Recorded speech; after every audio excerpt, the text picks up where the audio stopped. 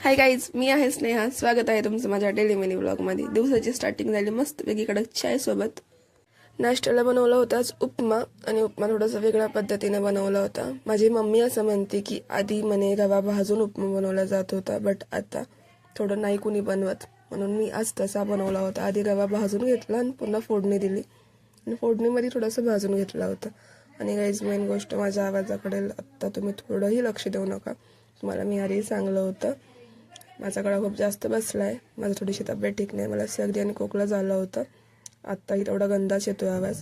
पुन्हा आंघोळ ती केली, नाश्ता केला, आणि बसून बसून मम्मीचं डोकं पकवत होते, म्हणून मम्मीने मला शिक्षा म्हणून कपडे वाळू घालायसाठी सांगितलं होतं. आजकाल थोडं मी घरचं काम नाही करत, म्हणून शिक्षा तर ही सुद्धा सांगितली होती की बाबूचं गोधडं धुतो, बट माहीत नाही का पुन्हा नको बोलली. पुन्हा मग ते झाल्यानंतर जेवण्याचा टाईम झाला होता. पप्पाचा होता उपवास, म्हणून पप्पाला उपवासाचं बनवलं. आम्हाला मस्तपैकी खिचडी आणि पापड बनवलं. तितक्यात बाबूही उठला. आजसाठी एवढंच. भेटू उद्याच्या ब्लॉगमध्ये. बाय.